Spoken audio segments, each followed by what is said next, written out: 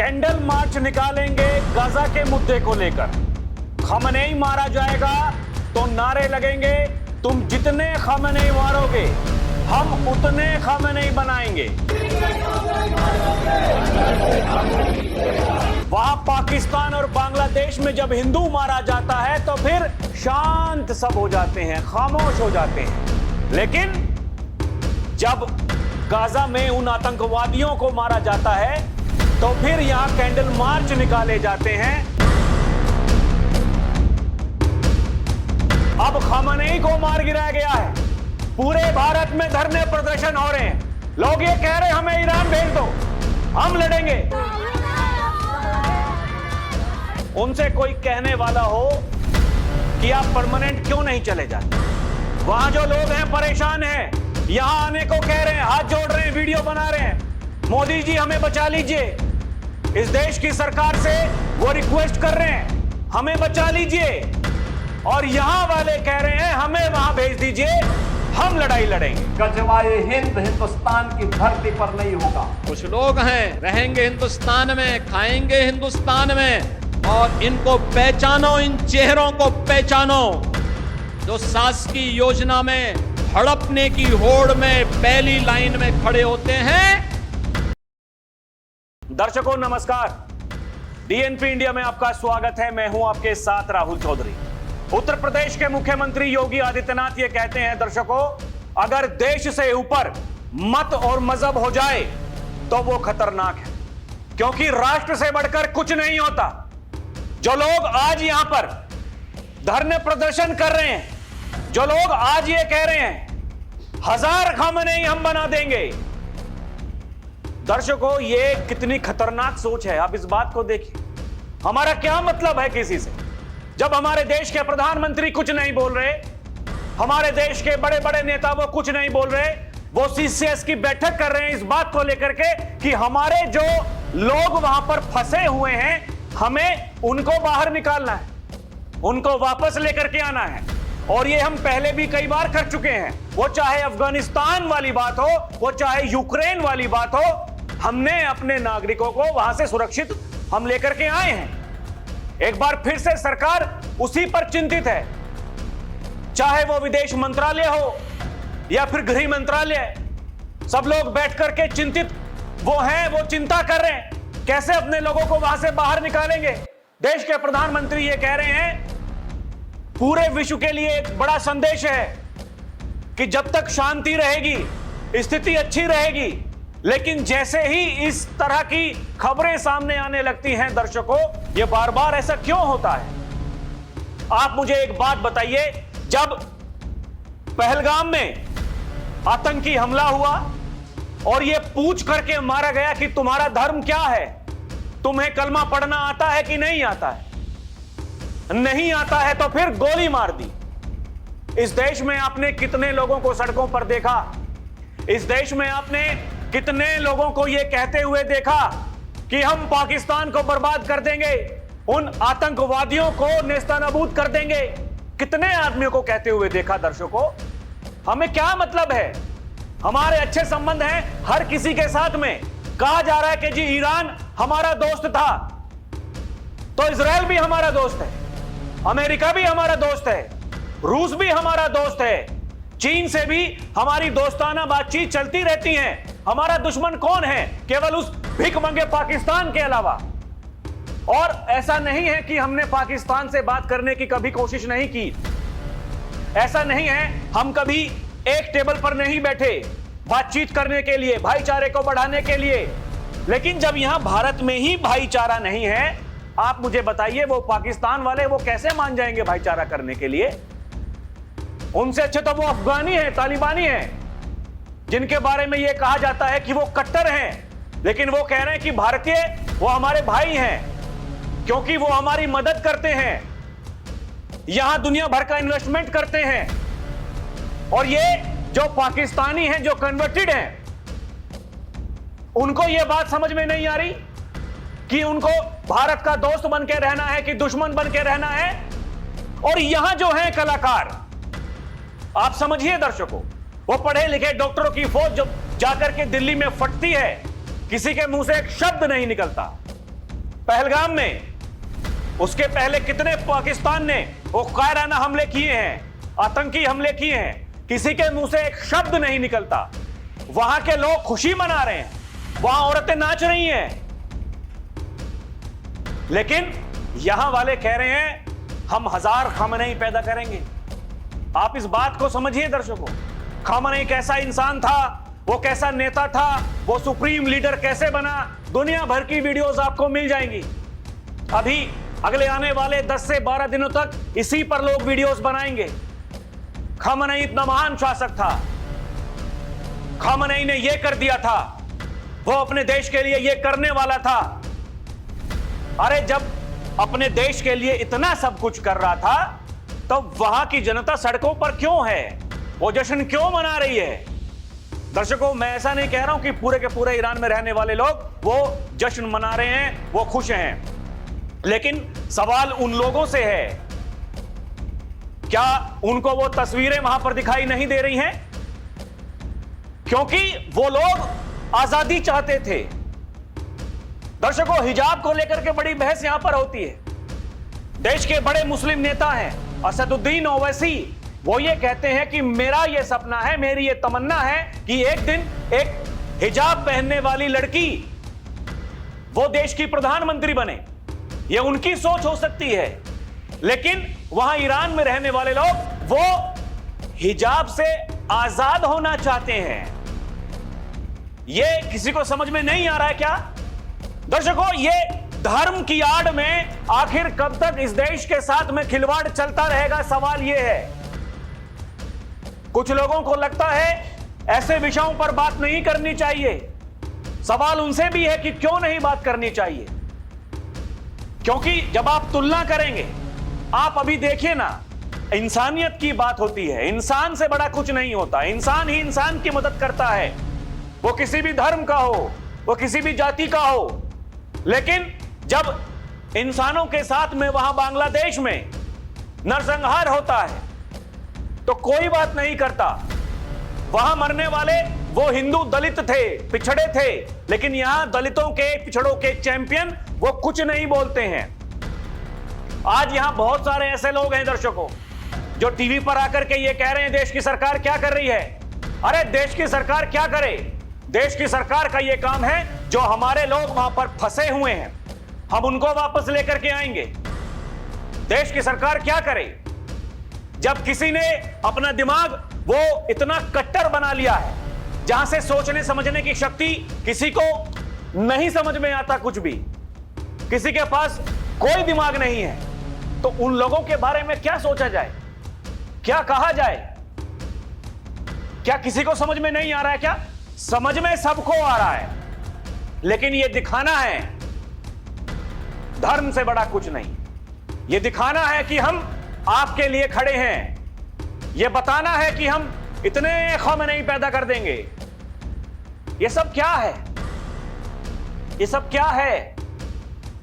दर्शकों, यह जो कुछ चल रहा है बीते 2 दिनों से, आप देखिए श्रीनगर के लाल चौक, सैदा कदल, मगाम, बुदगाम, बांदीपोरा, अनंतनाग, पुलवामा, हजारों लोग सड़कों पर हैं, हड़ताल बुलाई गई है, स्कूल कॉलेज सब बंद हैं, पुलिस ने आंसू गैस का इस्तेमाल भी किया है। लखनऊ, उत्तर प्रदेश, दिल्ली, जंतर मंतर, हैदराबाद, भोपाल, कर्नाटका, उत्तर प्रदेश का ही आगरा, जहां नेतन्याहू ट्रंप का पुतला भी फूंका गया, मेरठ, संभल, जम्मू, कई मुस्लिम संगठनों ने सोमवार को भी प्रदर्शन और कई दिन का शोक घोषित किया है। लोग क्या कह रहे हैं? लोग कह रहे हैं अमेरिका मुर्दाबाद, इजराइल मुर्दाबाद, तुम कितने खामनेई मारोगे, हर घर से खामनेई निकलेगा। सीना पीटते हुए मरसिया पढ़ना, खामनेई के नारे लगाए जा रहे हैं। ईरान के साथ एकजुटता, भारत सरकार ईरान का साथ दे की अपीलें की जा रही हैं। कुछ जगहों पर अगर मीडिया हमारे लीडर का मजाक उड़ाएगा तो हम तबाह कर देंगे, जैसे बयान भी दिए जा रहे हैं। समझिए दर्शकों, अगर मीडिया हमारे लीडर का मजाक उड़ाएगा तो हम उनको भी तबाह कर देंगे, ऐसी ऐसी बातें की जा रही हैं। आप समझिए वो किस लेवल तक उनके दिमाग में वो कट्टरवाद घुसा हुआ है, जिसका इलाज होना बहुत जरूरी है। ये देश के लिए ये खतरे की बात है दर्शकों। इस बात को समझना होगा।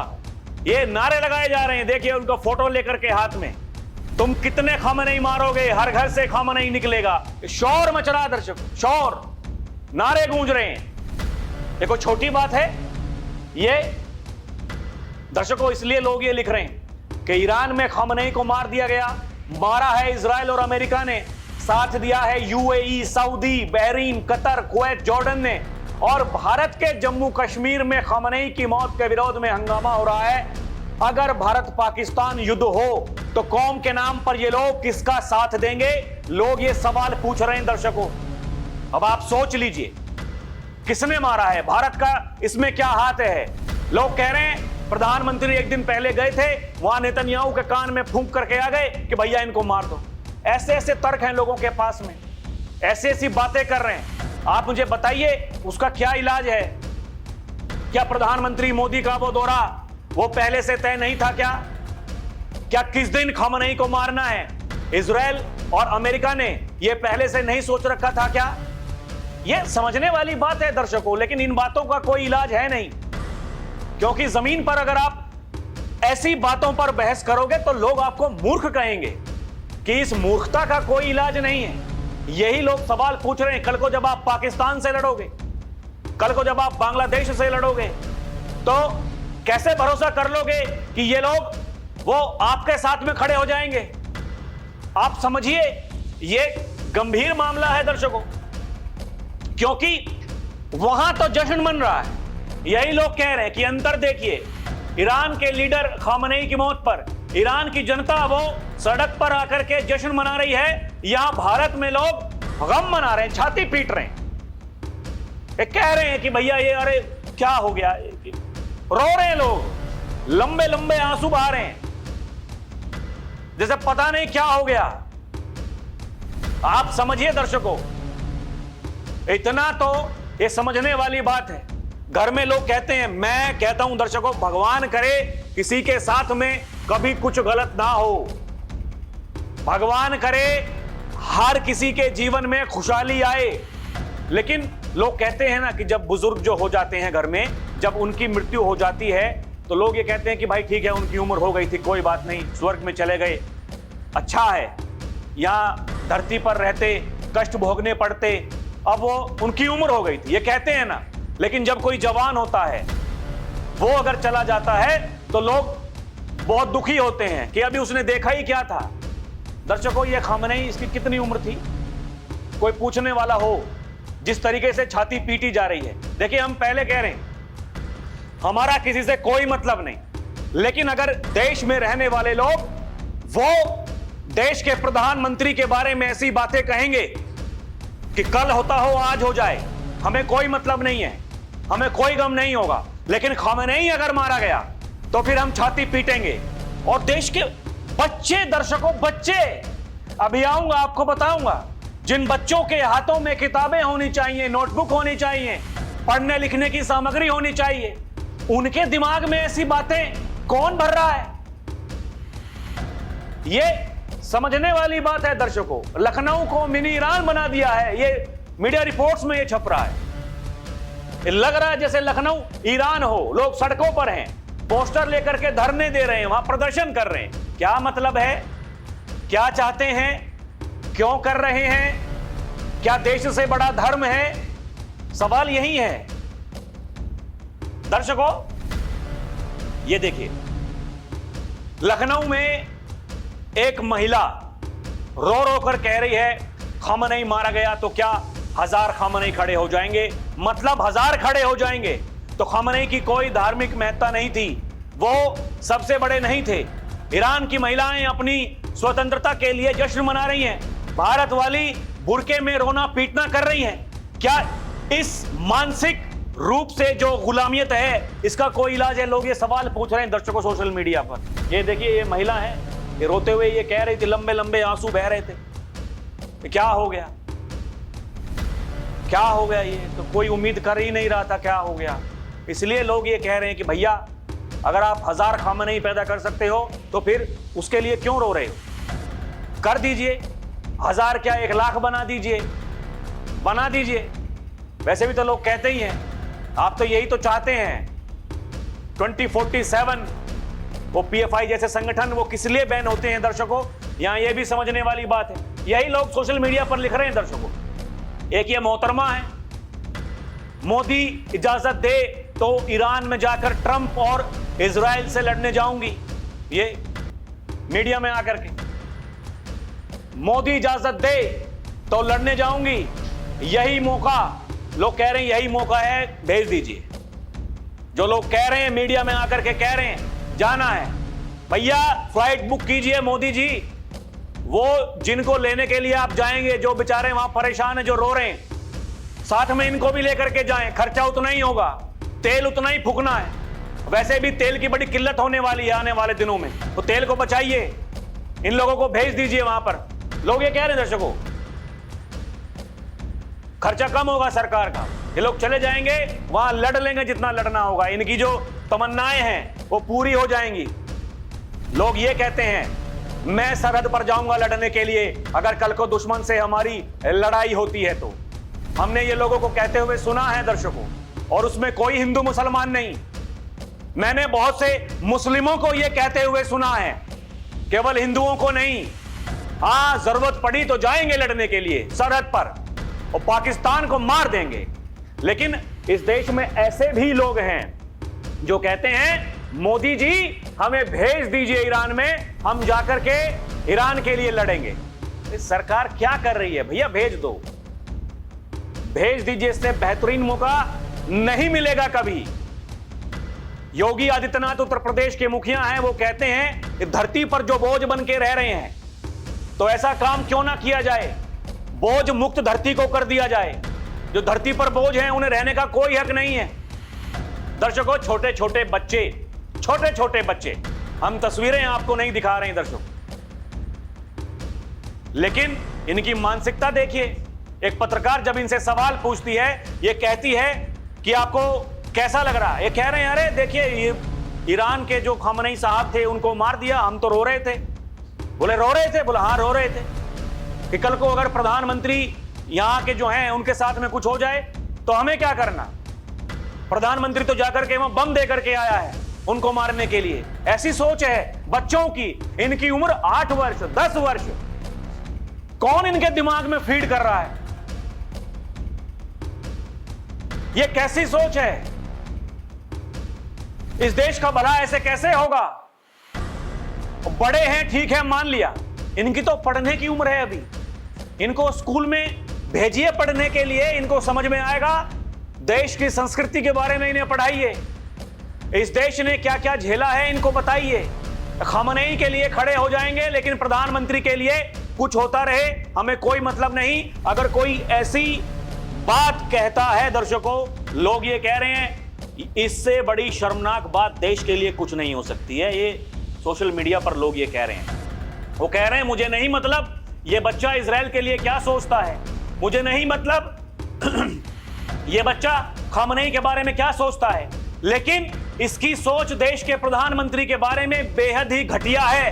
हजारों किलोमीटर दूर बैठे खमनई के लिए दर्द है लेकिन देश के प्रधानमंत्री के लिए नहीं है। वाकई शर्मनाक है। समझिए, वो बरेली वाला मौलाना तौकीर रजा जो भूल गया था उत्तर प्रदेश में शासन किसका है, जिसको याद दिलाया था, उसने भी ऐसे बहुत सारे बच्चों को इकट्ठा कर रखा था दर्शकों, महिलाओं को, बच्चों को, हाथ में पत्थर लेकर के। वो लोग क्या बात कर रहे थे कि आज मुसलमानों को अपनी ताकत दिखाने का समय आ गया है, उसके लिए चाहे पुलिस वालों की जान ही क्यों ना लेनी पड़े। छोटे छोटे बच्चे। फिर कहा योगी आदित्यनाथ ने, इनकी तो जिंदगी बर्बाद है ही, ये लोग अपने बच्चों की जिंदगी भी बर्बाद करना चाहते हैं। और दर्शकों, जिसकी ये पैरवी कर रहे हैं, समझिए, ये सोशल मीडिया पर उनके द्वारा कोई पोस्ट किए गए हैं, ये 2020 में, 2019 में, और इसमें कुछ नहीं कहा गया, केवल ये कहा गया इंडियन मुस्लिम्स इन डेंजर। समझिए कि भारत के मुसलमान खतरे में हैं, जो कश्मीर में रह रहे हैं वो भी, और जो कश्मीर में नहीं रह रहे हैं वो भी। ये देखिए ना, we are concern about Muslims situation in Kashmir, we have good relations with India, but we expect the Indian government to adopt a just policy towards the noble peoples of Kashmir. Kashmir को लेकर के इन्हें क्या मतलब है? भारत का मुसलमान क्या करेगा, क्या नहीं करेगा? और इतना अगर आपको लगता है खतरे में है तो बुला लीजिए अपने यहां। कश्मीर, ये दर्द देखिए दर्शकों, ये 2019-2020 में ये ट्वीट्स किए गए हैं, यानी धारा 370 हटने के बाद में। आप समझिए, इसलिए लोग ये लिख रहे हैं, खमनेई ने कश्मीर के मुद्दे पर हमेशा पाकिस्तान का पक्ष लिया, लगातार भारत विरोधी रुख अपनाया, भारत के खिलाफ कई बयान दिए, फिर भी भारतीय विपक्ष उनका समर्थन कर रहा है और चाहता है कि भारत की सरकार उनका समर्थन करे। ये वही लोग हैं जिन्होंने ऑपरेशन सिंदूर के दौरान सेना का साथ नहीं दिया था। ये कभी नहीं सुधरेंगे। इजराइल के विपक्ष को देखिए, जो मुश्किल समय में खुलकर अपनी सरकार के साथ में खड़ा है। वो क्या गलत लिख रहे हैं? ये सही तो कह रहे हैं। जब ऑपरेशन सिंदूर यहां चल रहा था, हमारे देश का विपक्ष उस समय सबूत मांग रहा था, बताइए कितने फाइटर जेट्स गिरे। आज इजराइल ईरान को मार रहा है, अमेरिका ईरान को मार रहा है, वहां का विपक्ष कंधे से कंधा मिला करके खड़ा है कि जो कुछ करना है कर लीजिए, ये वॉर जब निपट जाएगा उसके बाद में देखेंगे, पहले इनको निपटाइए, उसके बाद में देखेंगे कि भैया देश में क्या करना है क्या नहीं करना है। ये है विपक्ष। और यहां का विपक्ष ये कह रहा है मोदी क्यों खामोश है, मोदी क्यों कुछ नहीं कर रहा है। अरे मोदी जब ये भिखमंगे पाकिस्तान को मारना होगा तब कुछ करेगा। मोदी का क्या मतलब है?